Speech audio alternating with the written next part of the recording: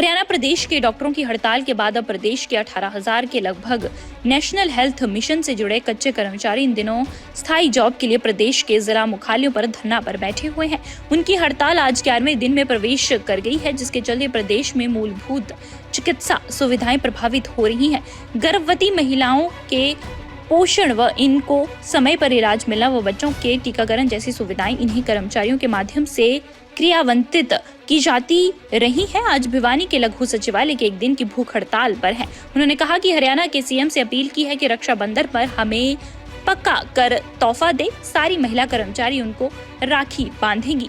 भिवानी के एनएचएम कर्मचारियों ने बताया कि अकेले भिवानी जिला के 550 के लगभग एनएचएम कर्मचारी अपने परिवार सहित धरने पर बैठ गए हैं। उनकी एक ही मुख्य मांग है कि सरकार उन्हें नियमित किए जाने की पॉलिसी में शामिल करे। कर्मचारियों ने बताया कि वे पिछले 15 से 20 वर्षों से विभाग में कार्य कर रहे हैं। उनके बहुत से साथियों का वेतन विसंगतियों के चलते मनरेगा मजदूरों से कम वेतन है। कुछ ब्लॉक व जिला स्तर पर काम कर रहे हैं। एनएचएम कर्मचारियों का वेतन मासिक 8,000 रुपए से भी कम है। उन्होंने आरोप लगाया कि सरकार एक तरफ तो मेडिकल व नर्सिंग कॉलेज खोलने का दावा करती है, वहीं इनमें से कोर्स करने वाले उन जैसे कर्मचारी आज रोजगार मिलने की बजाय दरी बिछाकर धरना देने पर मंजूर है। वहीं इस मामले में धरना प्रदर्शनकारियों का क्या कुछ कहना है, आइए सुनाते हैं आपको। नमस्कार, मेरा नाम नीलम है। मैं एक एनएचएम की कर्मचारी और मैं सरकार को आज ये बताना चाहती हूँ कि हमारा आज हड़ताल का 11वां दिन है और अब भी सरकार होश में नहीं आई ना, तो हम उसका जवाब वोट की चोट से देंगे। मैं सरकार को ये बताना चाहती हूँ कि आज हमारे एनएचएम कर्मचारियों ने उपवास रखा है और उसका जो उपवास का जो भोजन है ना, वो हम सरकार को दान में दे रहे हैं ताकि उनका जो बचा कुचा जो पेट है ना, वो भी भर जाए। जो हमारी तनख्वाह से वो खा रहे हैं ना, विदेशों से लेकर, वैसे तो कहते हैं नेशनल हेल्थ मिशन के अंदर आप लगे हुए। नेशनल हेल्थ मिशन का जो पैसा है वो विदेशों से आता है, ना कि सरकार देती है। कभी तो हम स्टेट के कर्मचारी हो जाते हैं, कभी हमने इसके नेशनल हेल्थ के कर्मचारी हो जाते हैं। क्यों? हमें एक होना चाहिए, हमारी एक जगह तनख्वाह आनी चाहिए। क्या हमें इतना हक नहीं है क्या कि हमारे टाइम पे तनख्वाह आए और टाइम पे हमारा इंक्रीमेंट वगैरह सब मिले? एक पक्का कर्मचारी है, उसके सभी भत्ते वगैरह सब टाइम से मिलते हैं। हमारी तनख्वाह भी 2-2 महीनों में आती है।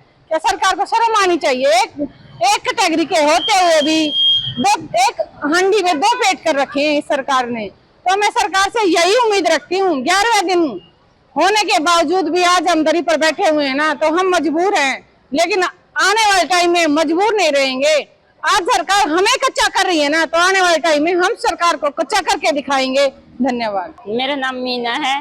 मैं केएमसी स्पोर्ट वर्कर के पद पर हूँ। पहले मैं यशोदा वर्कर थी। 2011 में हमारी ज्वाइनिंग हुई थी। उसके बाद हमारे जैसे ही 5 साल लगभग होने वाले थे, हमें हटा दिया गया। 1.5-2 साल के बाद हमने खूब मजबूर होकर खूब मशक्कत करके हमारी दोबारा नौकरी पाई। फिर हमें केएमसी स्पोर्ट वर्कर के पद पर लगा दिया। अब हम 6580 रुपए खाली तनख्वाह ले रहे हैं। ये एक लीगल वे में देखे तो बहुत ही गैर कानूनी है। सरकार भी ऐसे अगर सुनेगी तो वो भी ये सोचेगी कि हमें इतने निकम्मी सरकार है कि इतने रुपए दे रहे हैं कि किसी कर्मचारी को। हम चाहते हैं कि सरकार हमें पक्का करे। हमें अपनी डेट ऑफ बर्थ बताते हुए भी शर्म आती है, क्योंकि हम रिटायरमेंट के लायक पहुंच चुके हैं। अब हम क्या घर में लेके जाएंगे, क्या बच्चों को देंगे, क्या हम हर महीने लेके जाते हैं? 6580 रुपए में आज के जमाने में क्या होगा? एक हम बिल पे नहीं कर सकते, न दूध का कर सकते, न बिजली का बिल दे सकते, न बच्चों की फीस भर सकते हैं। हम ये चाहते हैं सरकार से कि अब रक्षाबंधन का तोहफा मेरा बड़ा भाई अगर ये समझे कि मेरी बहनें हैं ये और ये भाई हैं, ये भी भाई भी अपने बहनों को तोहफा देते हैं रक्षाबंधन पे। मैं चाहती हूँ कि मैं मेरे भाई को चांदी की राखी बांधूं, नायब सैनिक को, और वो हमें कागज के नोटों का ही तोहफा दे दे। उसी में हमें बहुत खुशी। दैनिक सवेरा के लिए भिवानी से अभिषेक ठाकुर की रिपोर्ट।